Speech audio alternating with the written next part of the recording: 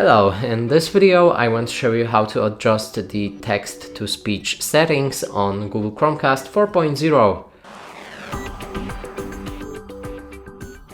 And to do this, navigate to the right, open your settings, then find the system, go for the accessibility,